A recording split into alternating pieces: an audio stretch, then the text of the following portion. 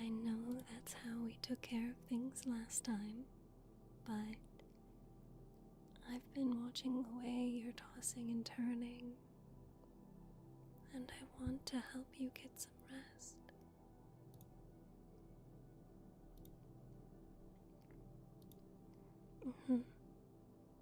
I mean it. You wanna wait? Okay.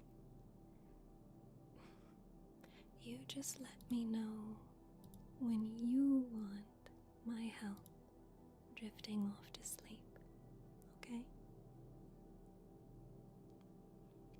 I've told you before, and I'll remind you as much as I need to.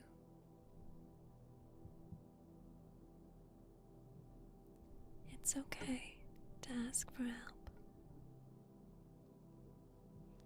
It's okay to let me know that you need some help falling asleep, because you're not alone. Chances are, if I were to swim around the reef, there's gonna be another one who needs some sleep.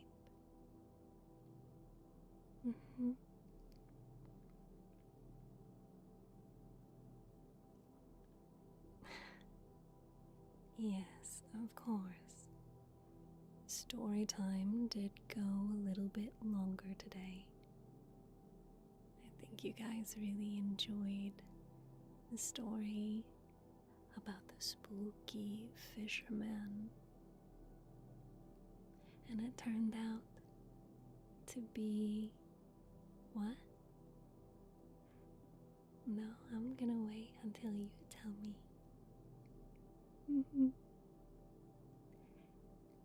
See, you thought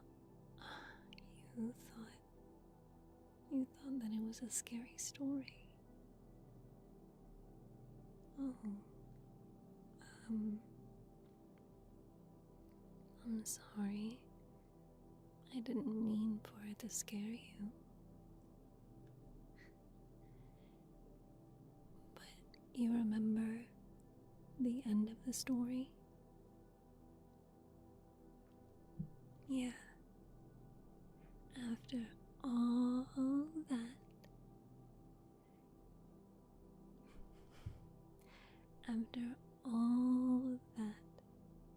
it turned out to just be a scarecrow.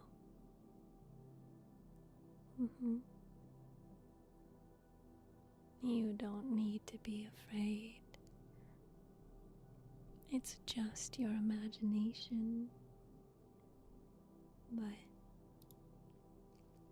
until then, I'll make sure that you're cozy and comfortable and relaxed, okay? I'm gonna take care of you and make sure that you get to sleep softly, soundly, and with no scarecrows or fishermen. I'll even, I was gonna say pinky promise, but I'm the only one with a pinky. See, I got a smile on your face. I got a smile on your face. Sweetie pie, it's okay. Come here. Here. I'll get real close. I'll get real close to you. And tonight, it'll just be you and me. I know the day is weighing on you pretty heavily. I know you wish that you could be there and I want to ease your pain. Okay, give me 1 second.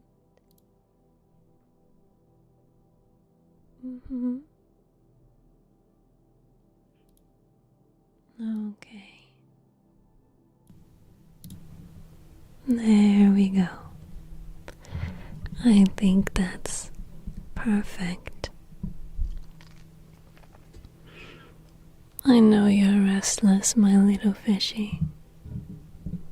You just need a good night's sleep.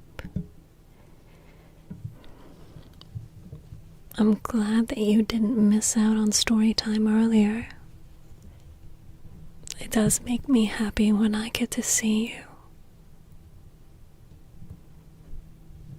You're such a sweetheart.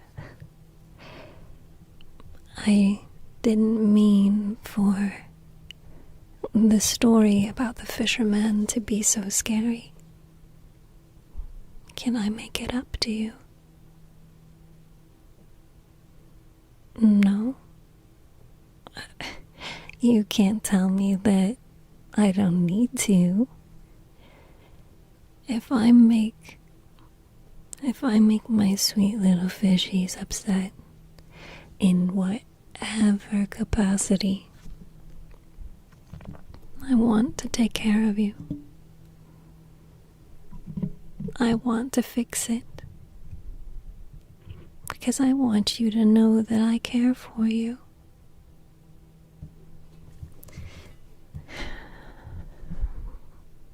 I've noticed the way that you're tossing and turning. I mean, yes, you're stirring up the sand. So, you can't hide it from me. It's pretty evident with how cloudy it's getting down here. You're so silly. So, will you let me help you fall asleep? Maybe you won't take it as an apology for making you think of a scary story. No, you won't take it as an apology. I get it. But how about I hold you really close and tight, and I just stroke the scales on your back to ease you to sleep. And what about telling you a sweet story? Would you like a sweet story?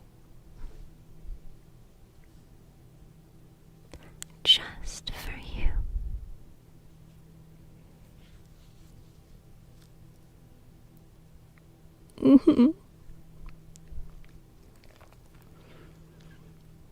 It's okay. You don't have to be alone today. And you won't be alone tomorrow either. Because either way, I'll be here. Yeah.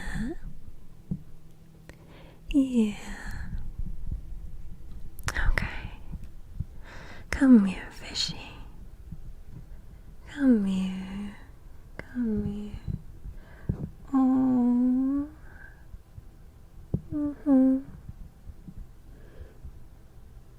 Oh, a nice hug at the end of the day is so nice.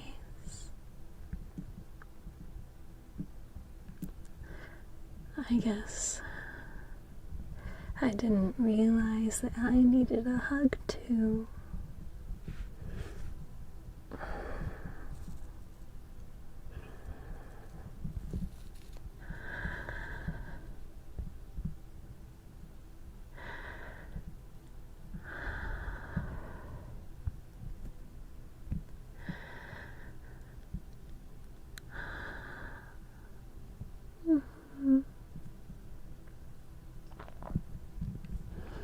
You're so soft.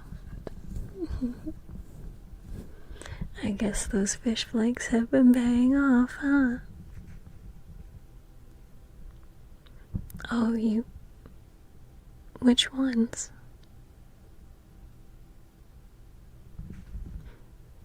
You like those?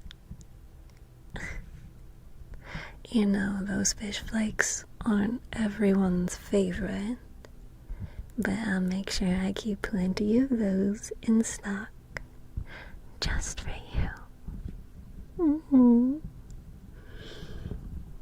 Oh, big hug.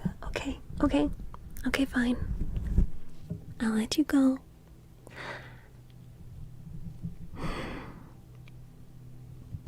Now,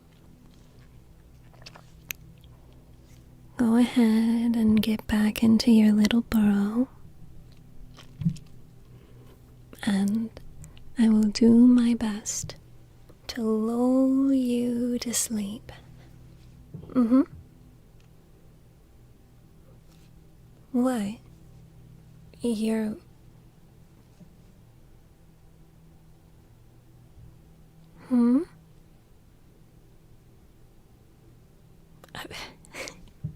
I can't understand you when you flop your fins like that, you know?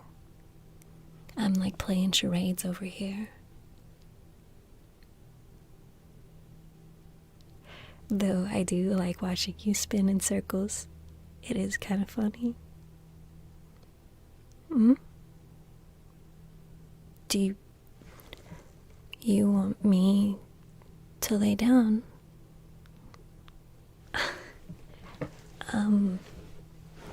I mean, I don't think any of the other fishies need me right now. So, I guess I can, sure, yes. Here. Okay, let's get all snuggled up, alright?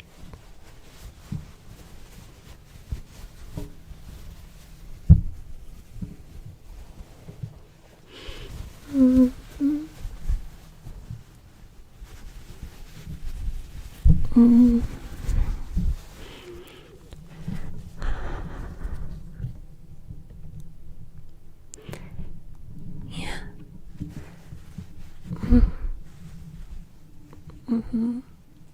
Is this comfortable for you?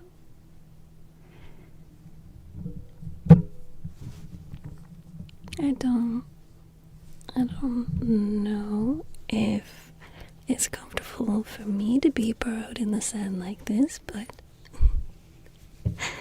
oh, the things I do for my fishies. Oh, the things I do for you. Well, the point being, if you accept my apology for telling you a scary story, then I guess I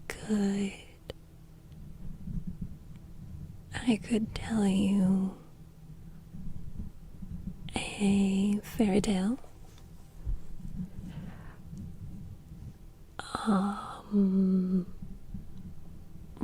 Well, since you ask, it's a fairy tale about a wedding.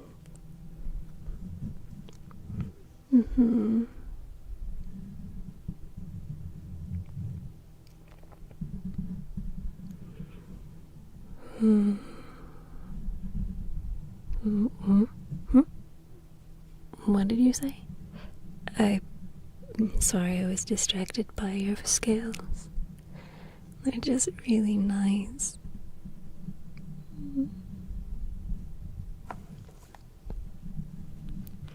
Yeah.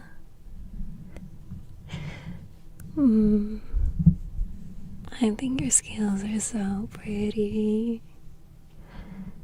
The way that they shine in the glow. It's always so dark down here.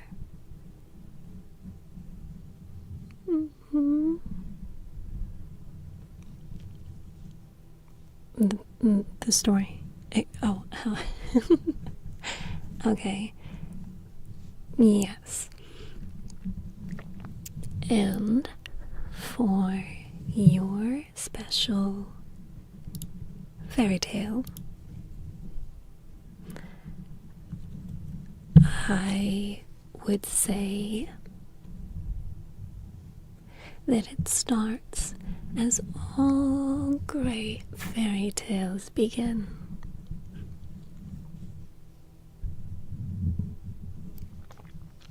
Once upon a time.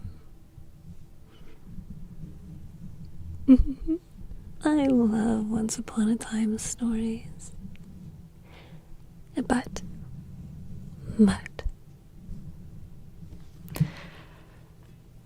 once upon a time,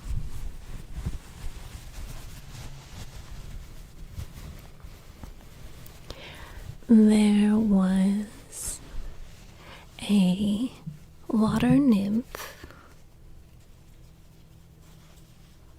Why did I start it with that? Well, I mean, me? Are you asking why a water nymph? I know it's a little on the nose, but you have to face, like, it's still probable. Just because I am a water nymph does not mean that this story can't have a water nymph. Come on, relax already. Lay down. Alright? Lay down.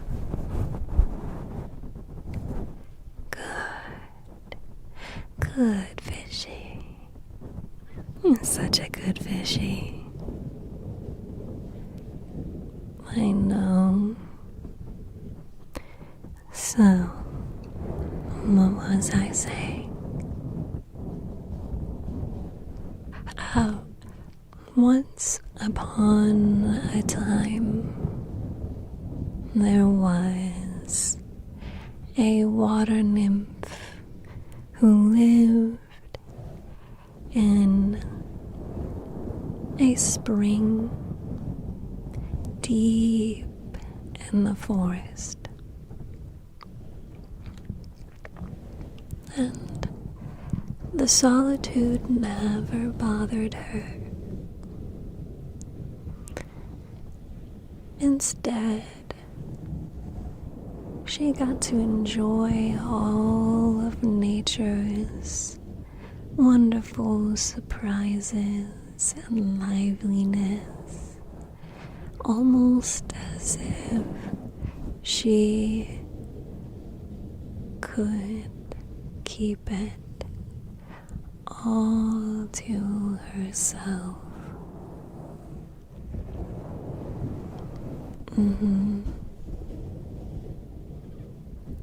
And villagers and travelers rarely ever happened upon her spring, because the path was hidden. Now, there was one day when she heard some shouting and the rustling of the leaves in the trees and the bushes. And before she knew it, there was a shout. Yeah, there was a shout, and when she turned around, she saw somebody fall right into the spring with a big splash. Big splash.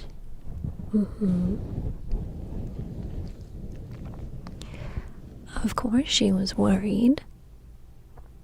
But who was this person that in all the time the water nymph lived there, suddenly somebody fell into the spring?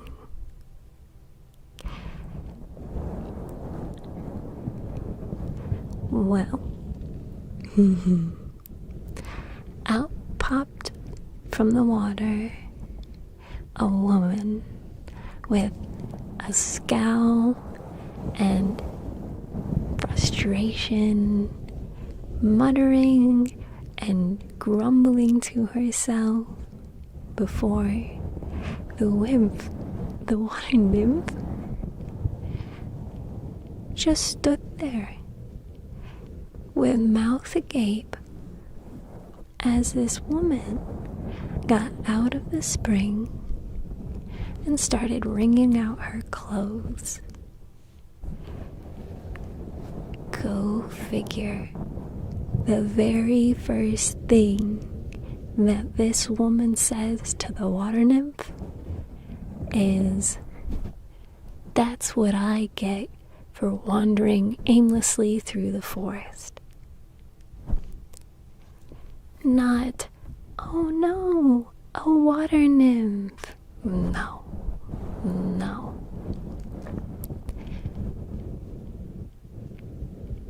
Pretty soon, the water nymph discovered that this woman was a princess. And this princess only had curiosity for the water nymph. She asked all kinds of questions. Is it lonely out here in the forest? Do the fish stay all year long, even when it gets cold in the winter?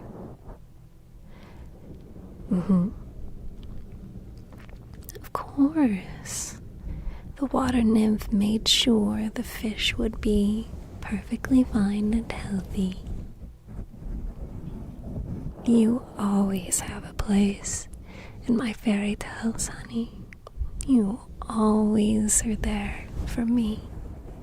Just me.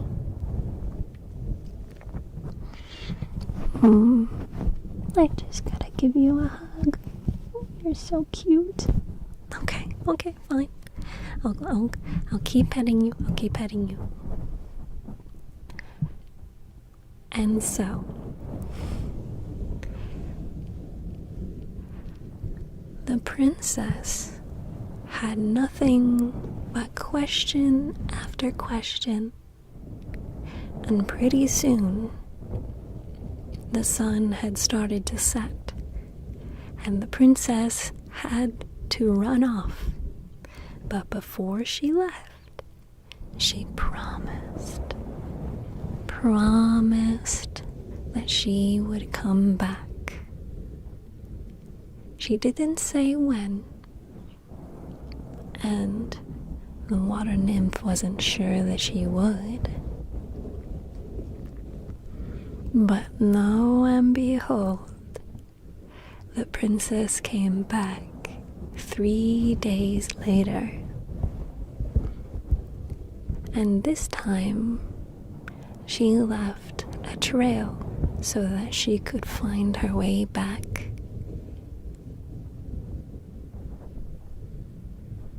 And after that, the princess came to visit the water nymph all the time.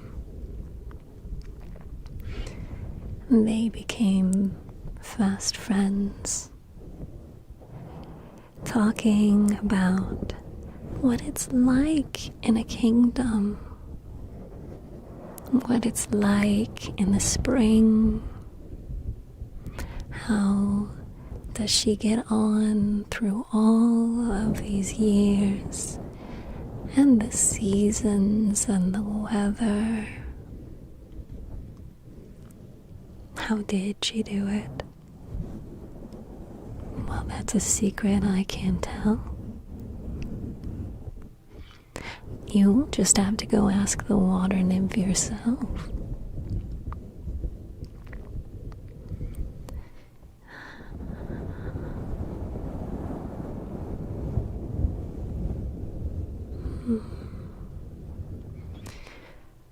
The princess had all kinds of stories to tell. She would often complain about life, being royalty in the court, and the, what's that one word? It's when, oh, etiquette. Big word, I know. Big word for fishies. Etiquette. It's when you have to behave a certain way because of certain circumstances. Like how down here, you guys, down here, my sweet fishies, don't need to be afraid of being eaten, because I make sure that you stay safe.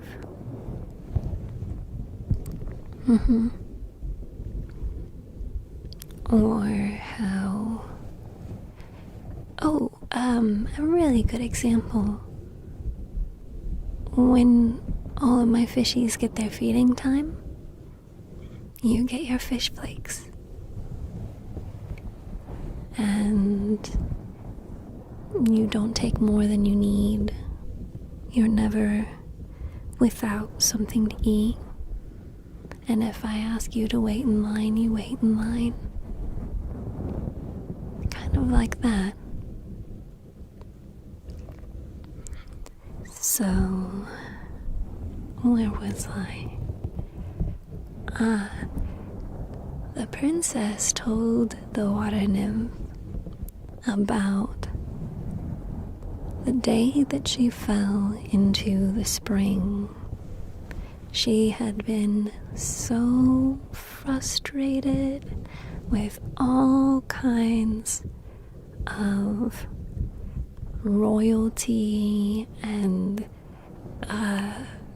servants that were following her around and asking her questions and bothering her. And so she pouted and frustratedly went for a walk. That's how she got lost in the forest. And she didn't see that on the other side of the bush was a very steep hill, and that's how she fell in. But now the two of them laughed about it. It was funny because it brought the two of them together. Sometimes the princess would bring her new friend some gifts, maybe a pastry from the royal kitchen, and maybe a book, but not something fun to read, of course. No, the princess had to study. Everyone has to learn. So the princess would bring her books and read them out loud to the water nymph. And the water nymph was so curious. This information was all new to her. And she seemed rather interested in what the life is like to be living in the kingdom.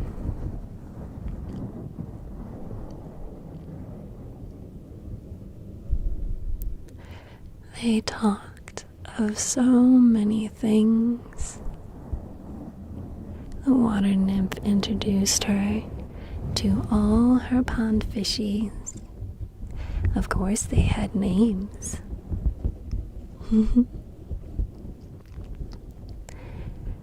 And she would describe what some of those seasons were like.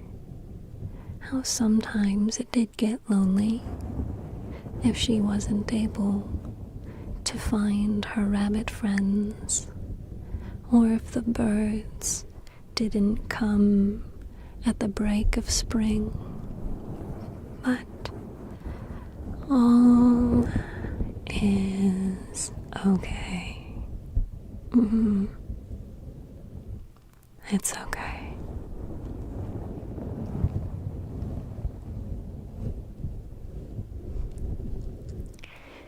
One day, the princess came by, and she seemed rather melancholy.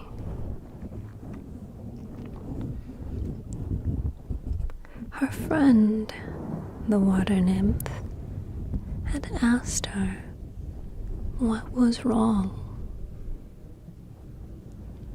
and her response was the most peculiar thing. She brought a book, and in the book were photos. Oh, sorry. I'll keep brushing, brushing. Where was I? Right. The book. The princess brought a book, and in this book were lots of photos and inscriptions that the water nymph couldn't understand.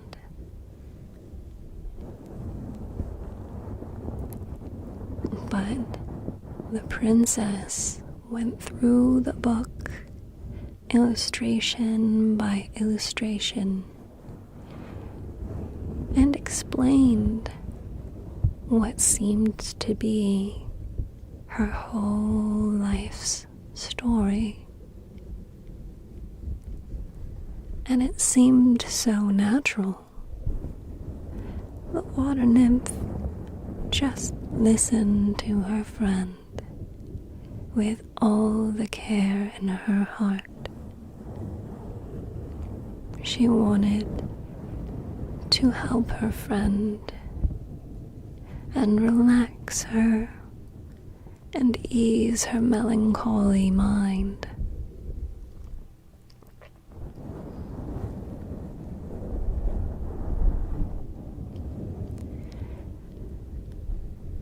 The princess said these depictions were stories of who she was when she was younger, so young that she had just started life.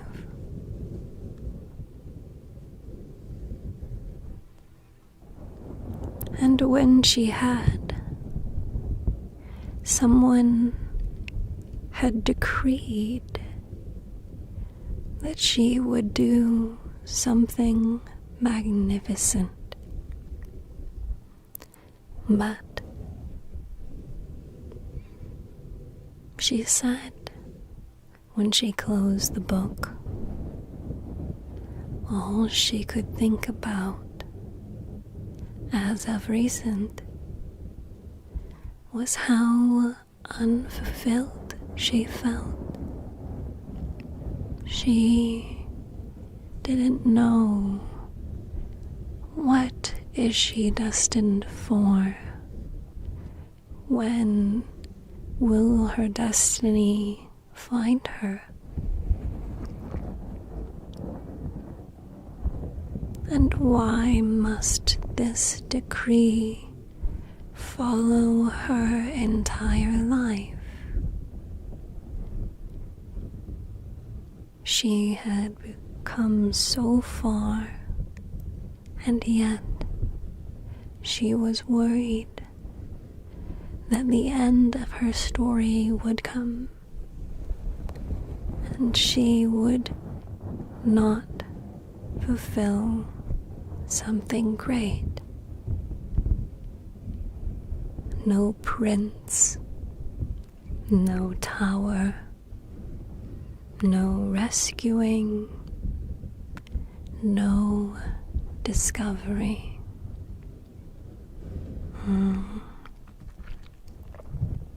Here. 1 second, little fishy. 1 second.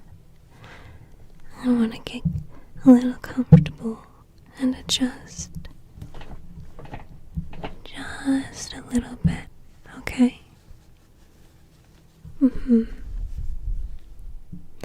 Just a little bit.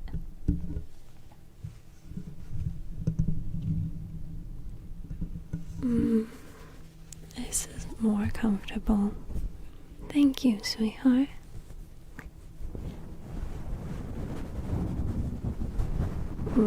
I'll wrap you up all over again. Yeah, come here. Come here. Get some snuggles. Oh, you're so cute. You're such a sweetheart.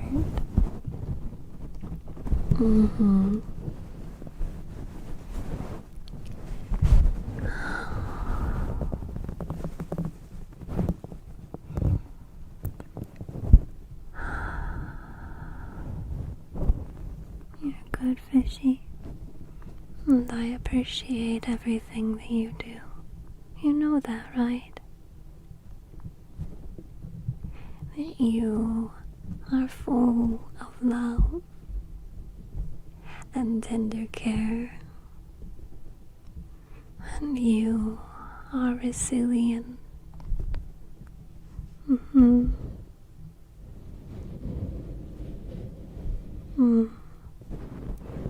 I love cuddle time with my fishies. You all mean so much to me.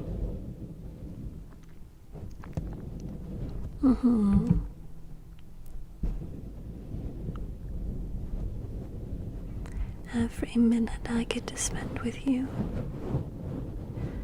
means the absolute world.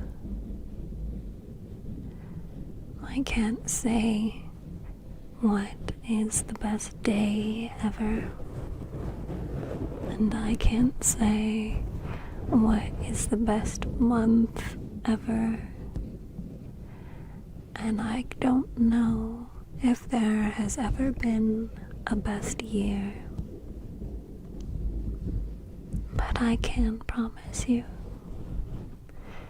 that there is a best time.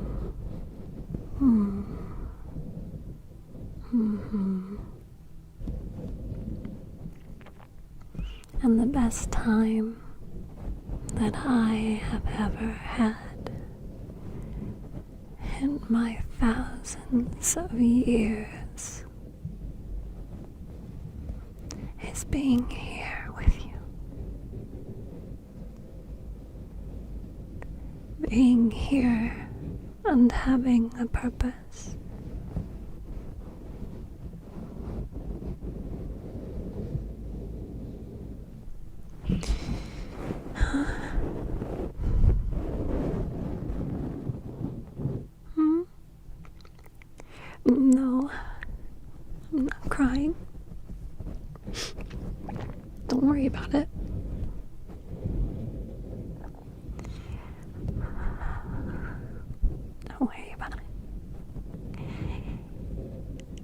guess you could say I understand what the princess is going through. Can you? Do you feel like you're trying to fulfill some kind of destiny? And you're worried that you're at the end of your story.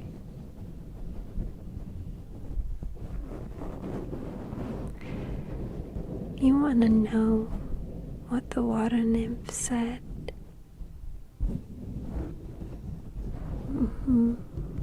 Yeah. I'll tell you what the water nymph said.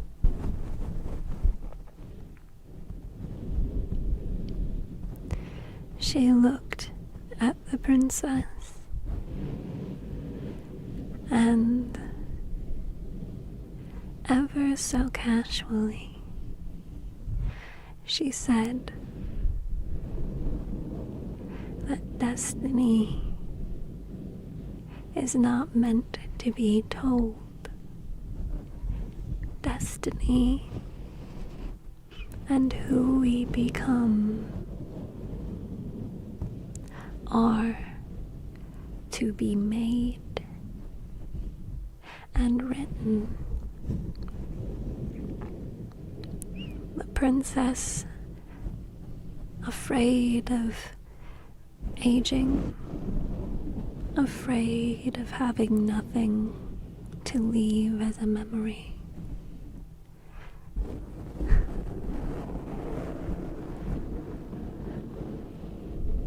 that it's okay. Because we don't need to leave a big legacy behind. Our mark on the world and our mark on life is ours to choose and to leave.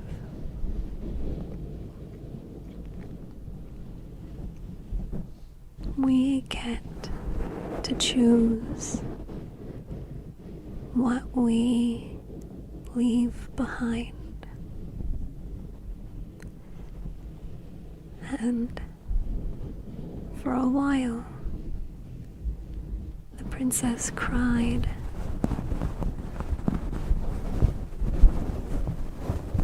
She cried with her friend there to hold her and embrace her in a nice big hug, just like this.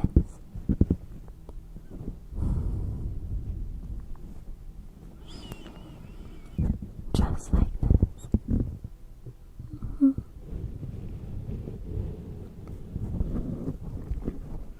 Big hug.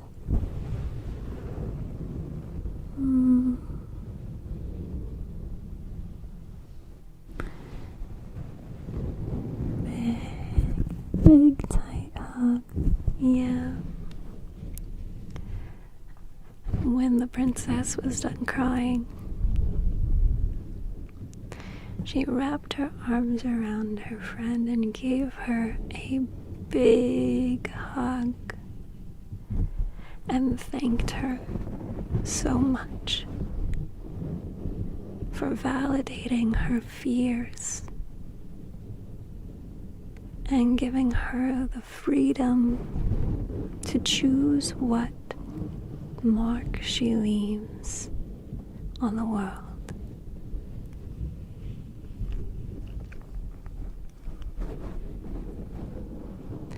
And after that, the princess had a very important question. Do you want to guess?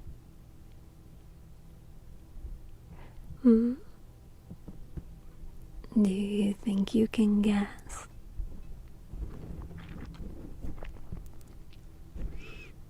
No, it's not that.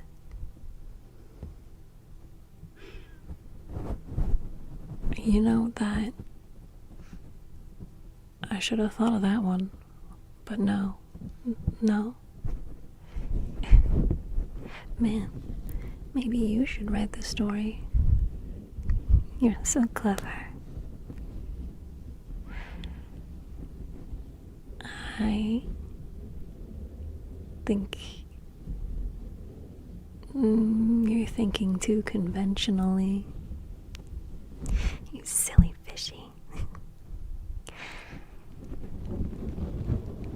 After she dried her tears, the princess looked to her friend and told her that her cousin is getting married. And the princess asked if the Nereid would go to the wedding with her.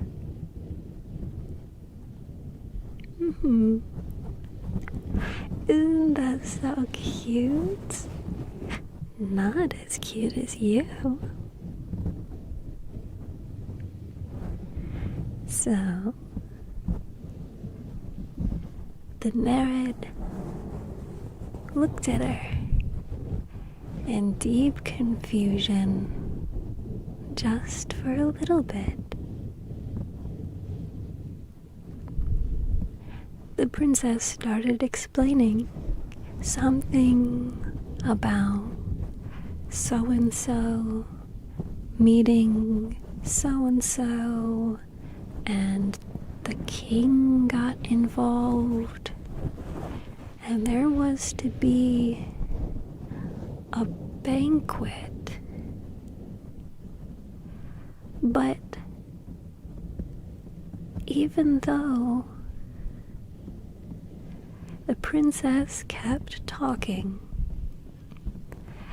the water nymph looked more and more confused. Stumped as to what the water nymph is confused about, the princess finally asked, "Have you never heard of a wedding before?"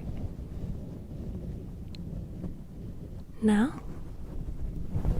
The water nymph wouldn't know what a wedding is. It's not their culture, silly.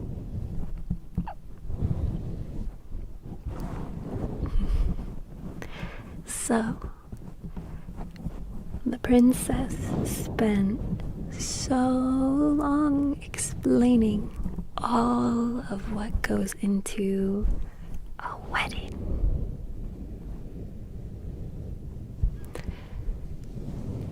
She explained that the wedding was a ceremony and a celebration about two individuals. No, three.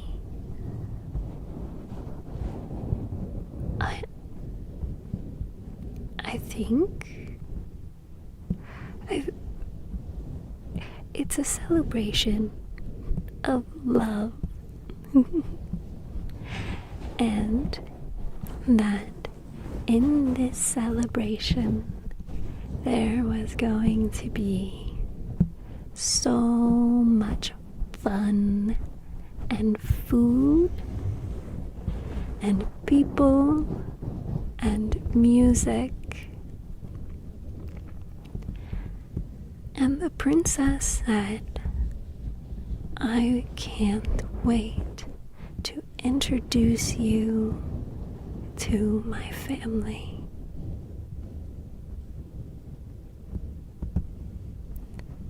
The water nymph was scared. She'd been in her spring for many, many years.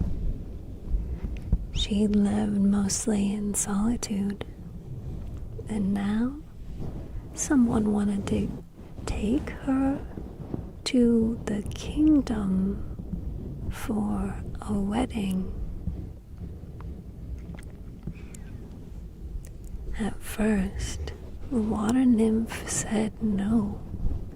Too many people, too loud, and too busy. She was scared.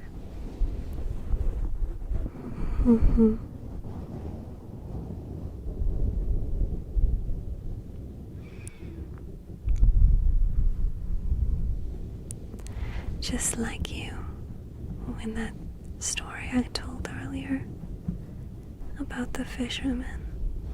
I'm sorry. I didn't mean to scare you.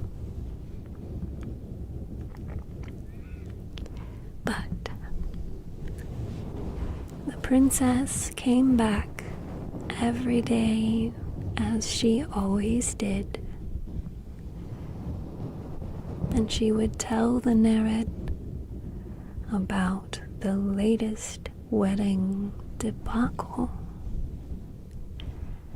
And in this wedding debacle, one time there were 2 aunts, the relatives. There were 2 relatives who stopped talking to each other and said they wouldn't go to the wedding because they had to sit together.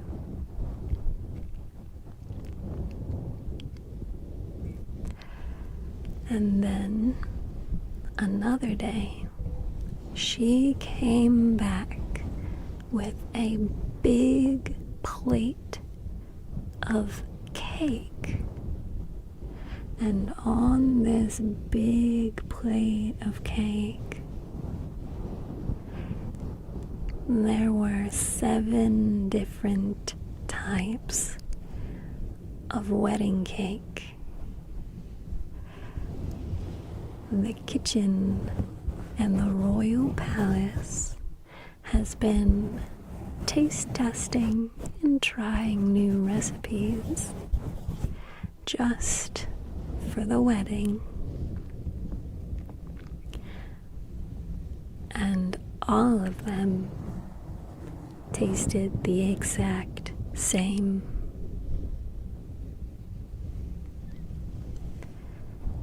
One day, the princess came back and said they held a festival trying to find the best musician for the wedding.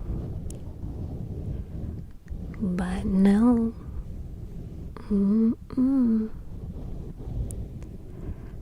Out of everyone in the kingdom,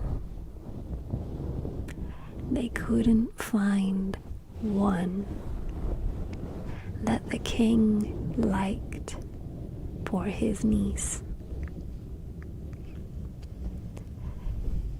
All of them were said to be terrible. The Nereid started to get very curious. A water nymph only knows her own song and the beautiful sounds of nature. This is new. This is a new experience to the water Nereid. So what did she do? She began to ask questions. And little did she know this was going to lead her into a mess.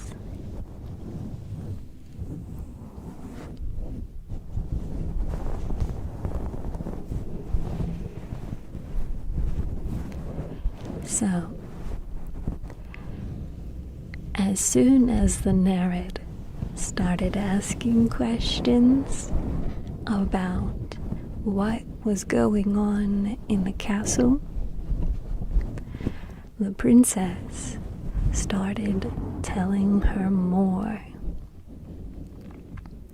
How it was going to take a month to find a dress that her cousin wanted to wear for the wedding. Can you imagine having to find one dress and it takes a whole month?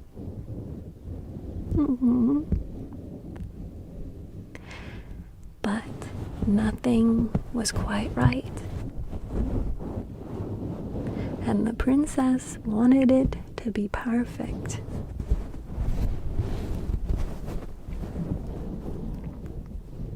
So there was also the matter of what were the bridesmaids going to wear. And the princess lamented over and over how she had to try on dress after dress after dress,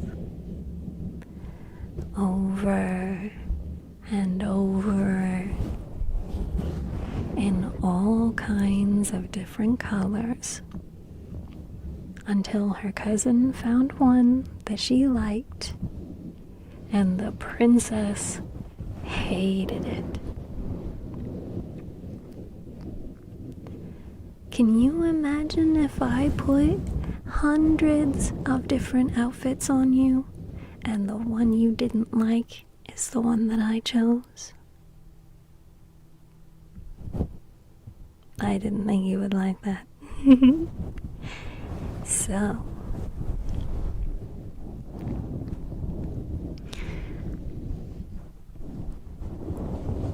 when the princess started talking about all this strange stuff they would put on their face to look pretty for the ceremony, the water nymph couldn't understand. So, one day, the princess came back, and with her, she wore makeup. It looked so strange on her friend that the Nereid was quite confused who this was. It walked like her friend, sounded like her friend,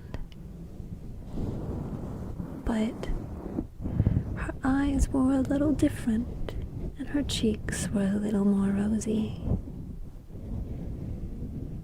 And when she asked, the princess was very happy that the Nereid was interested. At last, the princess asked the water nymph one more time if she would go to the wedding. And at last, the water nymph said yes.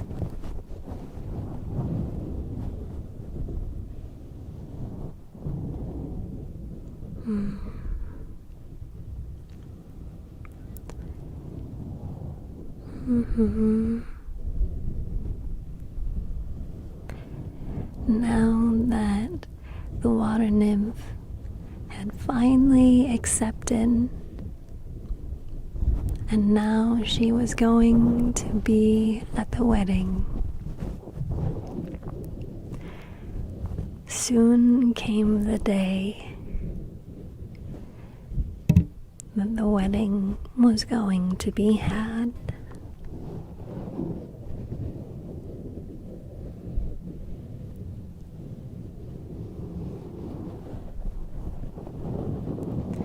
A water nymph went with the princess through the trail in the forest,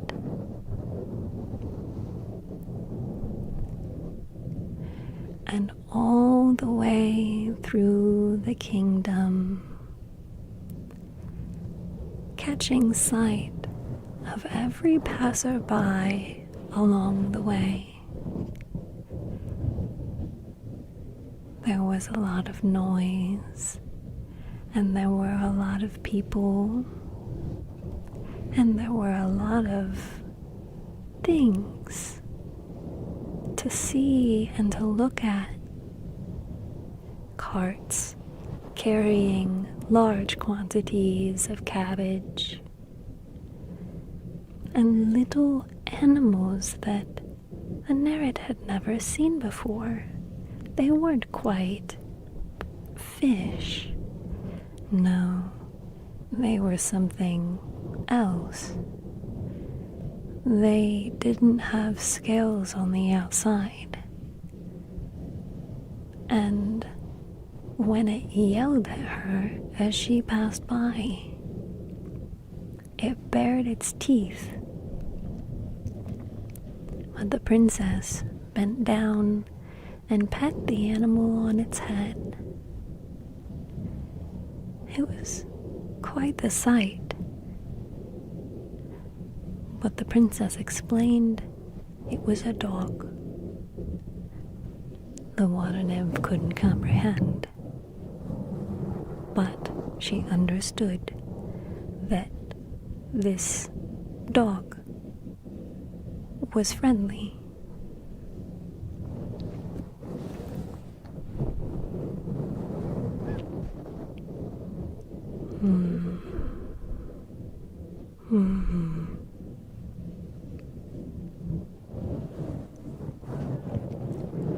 As they went through the village and the inner city, they eventually came to a massive building, a structure the Nereid had never seen before.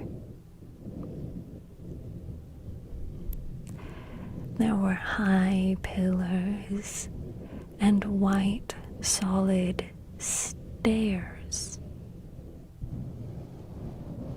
The door had people standing in front of it, and they nodded and acknowledged the princess and opened the doors to a very large room. The princess danced and twirled, happy as she could ever be, more ecstatic than the water nymph had ever seen her, which made the Nereid very happy. The water nymph enjoyed seeing her friend be happy and free, and thus followed along closely as more and more people crowded in the castle. She explained, the princess, that today was the day of the wedding, and it was time to get ready.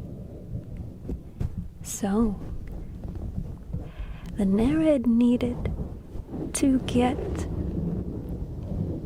a nice dress on and wear some pretty makeup and to apply accessories that seemed fitting for attending a wedding.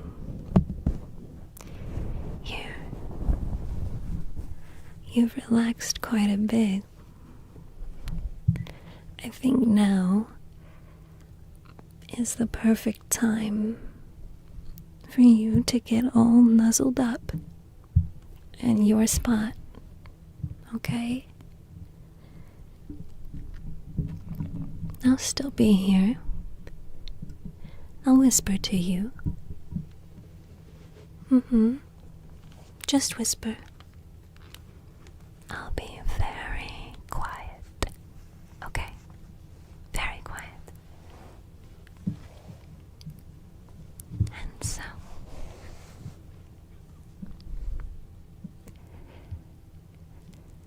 the princess led the water nymph all the way to the chambers. And in this interesting castle, there was thick fabric on the ground and pretty depictions on the walls. But before the water nymph got to see everything, she was rushed into the princess's bedroom. And in the chaos and the flurry of everything happening in the castle, the Nereid felt like she was spinning and spinning and spinning in confusion.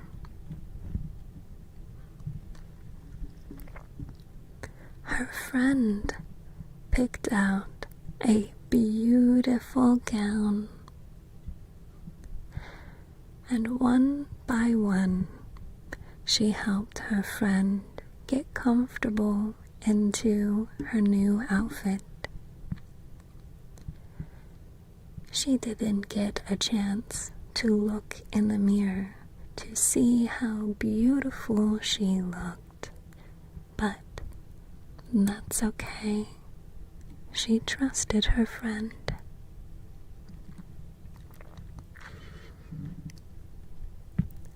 After the Nereid was in her beautiful gown,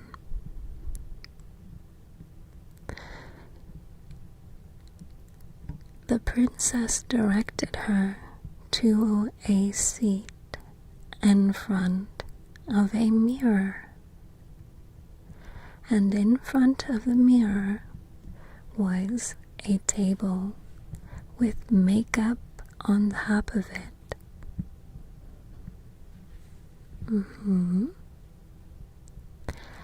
When the princess told her she would be putting makeup on her, she was excited. She jumped for joy.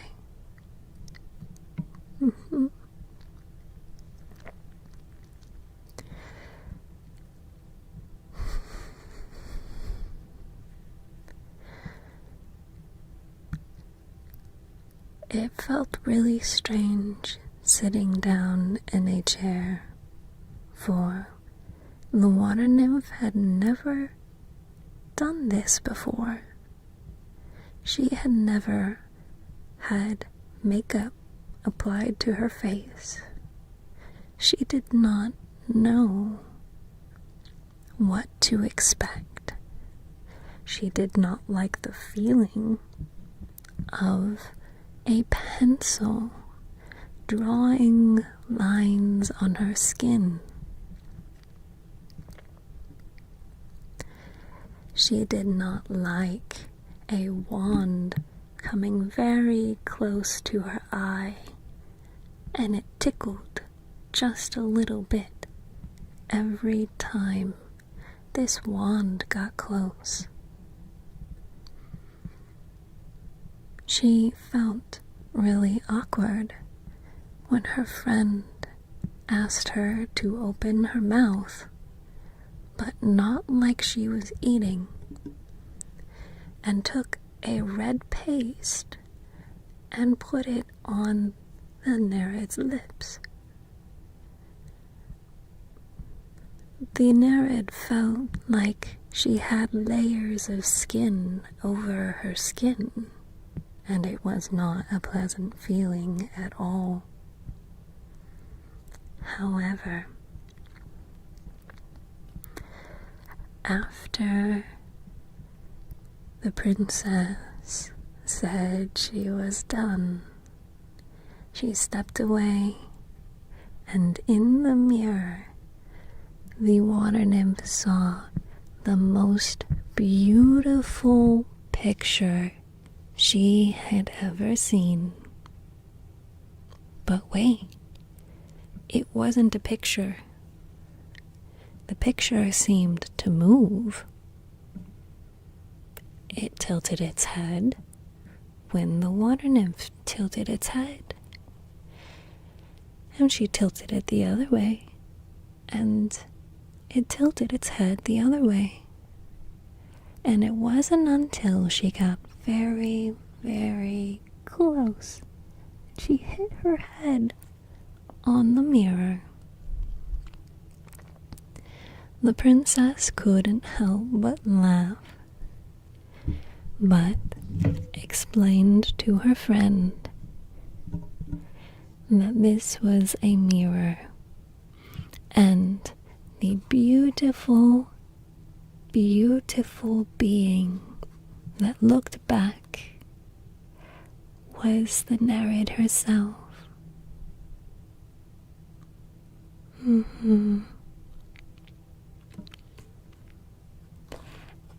And after the princess explained, the water nymph felt so happy. She was speechless.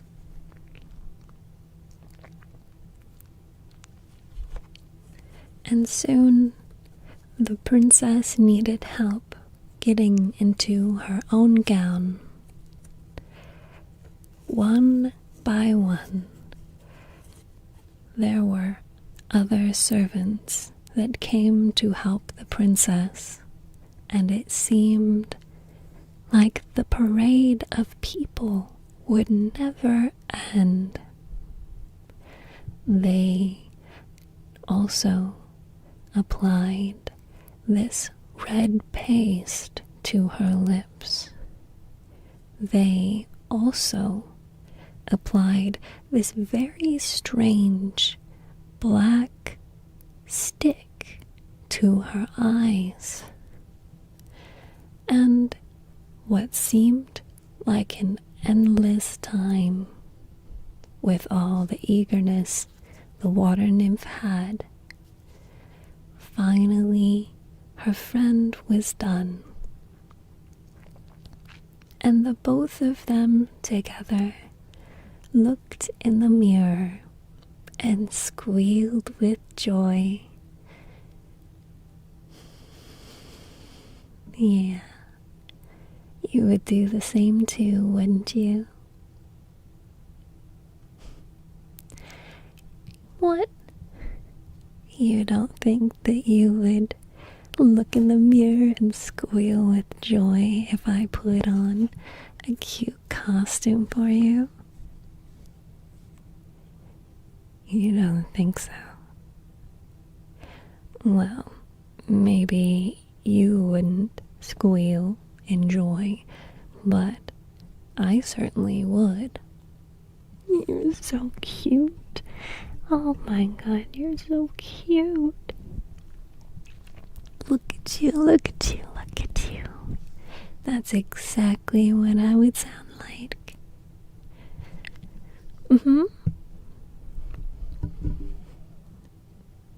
Oh, yeah. Yes, of course, sorry. I know you want the story. I just get carried away. It didn't take long for these servants to whisk them away, because it was very important that they get to the ceremony in time. In time for what? They were already dressed up. They were beautiful as beautiful can be. But you might say, the wedding isn't even started yet. And you'd be right.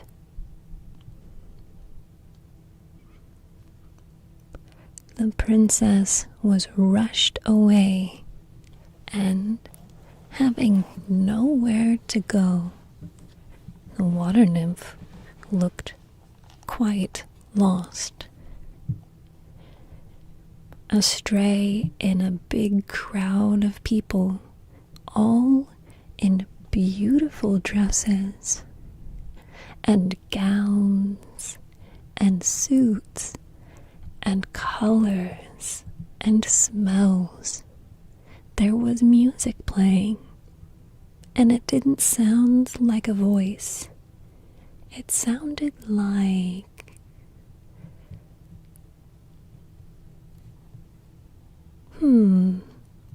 how can I explain it to a fish?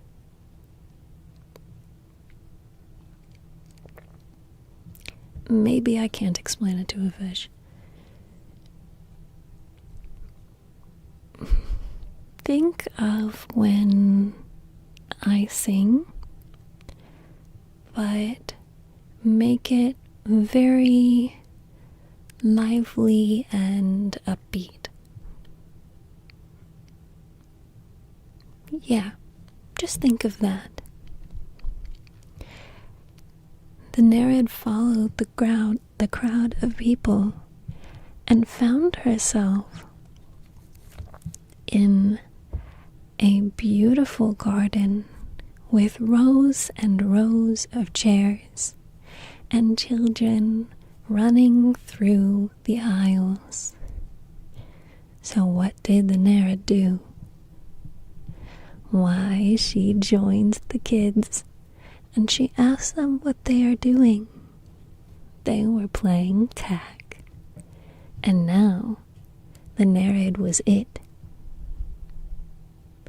She didn't know what it was, so she stood there in confusion until the kids explained it. Afterward, they played tag until the other servants and family members yelled at them to stop, and it was time to take a seat.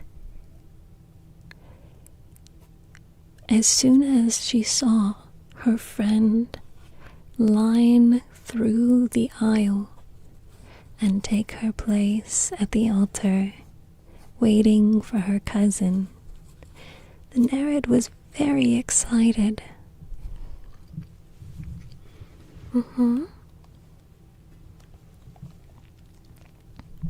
In all her excitement, she didn't hear anything that was said. She stood when the others stood. She clapped the way she saw others clapping.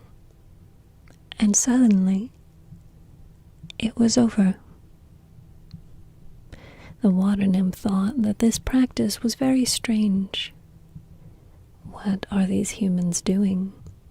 And why are they saying these things? Why is this necessary at all? But need she not think anything?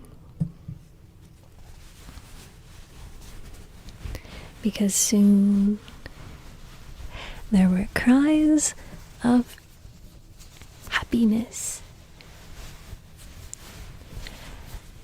and a rush of people out the door following the bride and the groom. And then the lively music and food began. In this, The Nereid jumped with joy and excitement and ran with them. She loved the music that was being played, even though it was strange to her. It sounded pleasant to her ears. She caught the elbow of her friend running past, and the two of them met eye to eye with wide smiles and happy grins. In the reception, everything started to fall apart. There were kids running and screaming and crying through all of the adults talking. And then one of the family members had drank a little bit too much.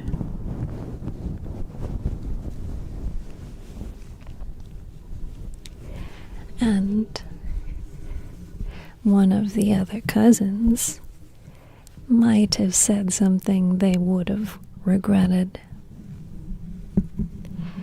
Certainly getting a unpleasant glare from the king.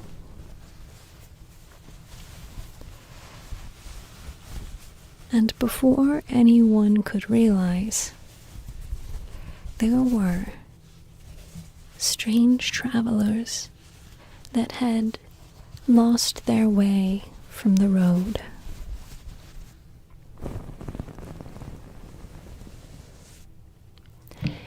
And hearing the music, they thought that there was a festival going on, and when they heard that there was food, the travelers walked in and began to help themselves. The guards came rushing in to save the royal family and the bride and the groom and all of the guests. But no one stopped them faster than the bride herself. She laughed, looking at the commotion in front of her, full of glee. And she cries out, "Feed them, let them eat." After this, everyone began to relax. It was all that they needed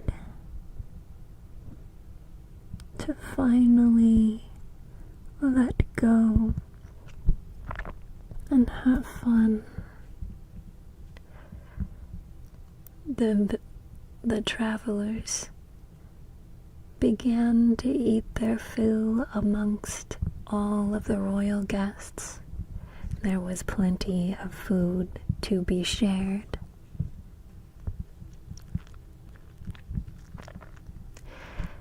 The bride danced with them. She danced with her youngest siblings.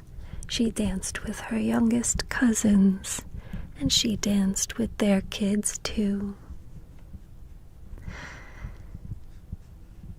As the night went on, no one could tell who were travelers and who were guests. They only knew that they were here to celebrate in fun and joy.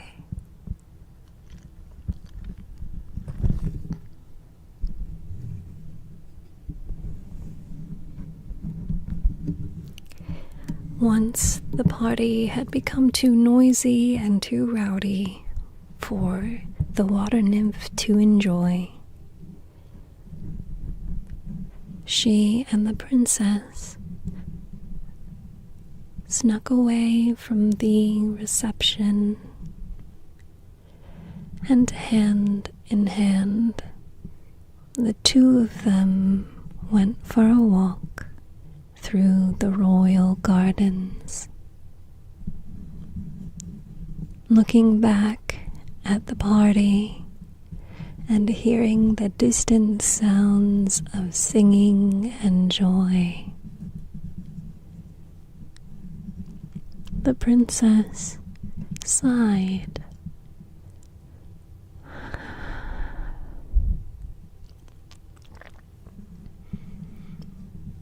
And she looked longingly up at the party.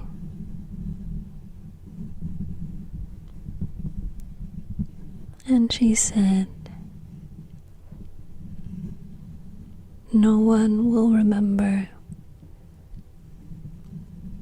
that the place settings didn't match. No one will remember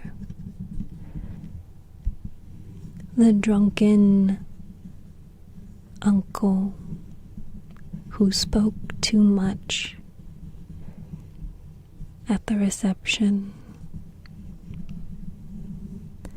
No one would remember the children and infants that couldn't sit still during the ceremony.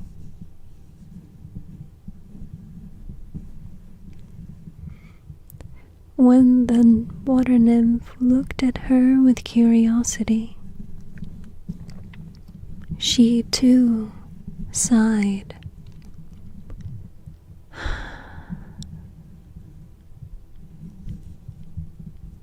And she thought long and hard about what her friend had said. Then she too looked up at the reception and listened to the laughing children and thought of those wonderful gowns and of the delicious food. And she said, "They'll remember the travelers." That's right.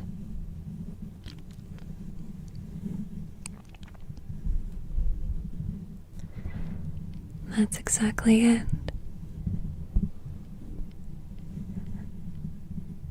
After all that truly matters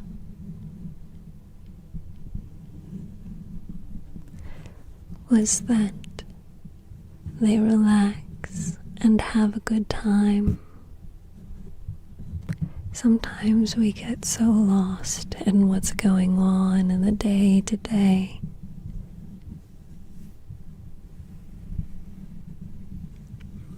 that we don't take a chance to fully relax and let go.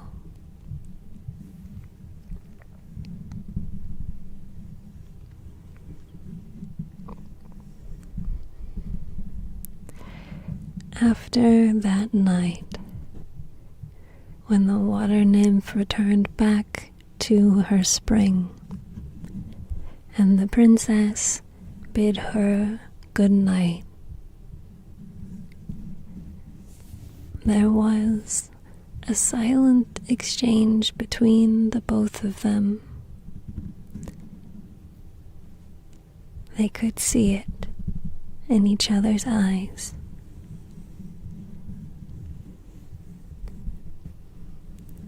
That one day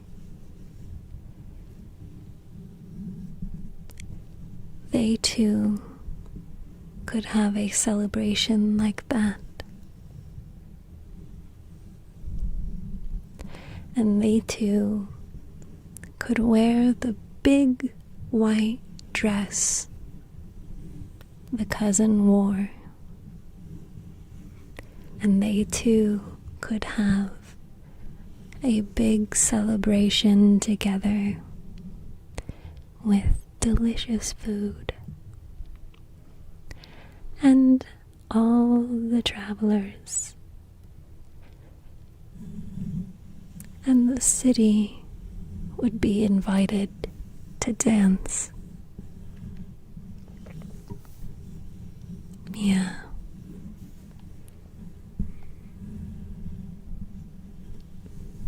They didn't talk about what happened under the surface in that moment, but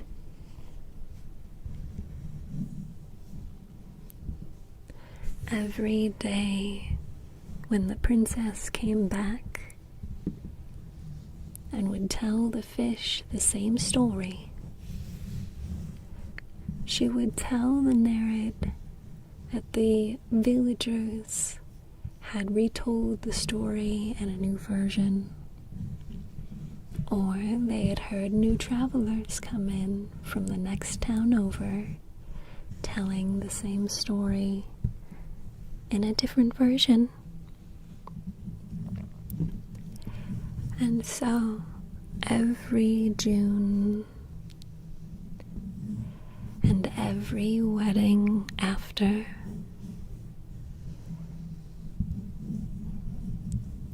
the water nymph would join. The villagers and the travelers were welcomed,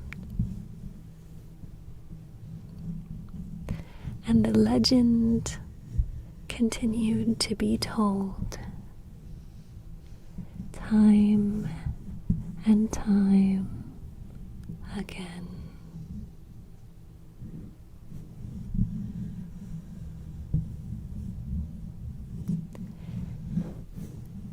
The water nymph and the princess never said anything to each other, but they made it very clear. If they ever were to have a wedding, it would be to each other in June in the castle with a happily ever after.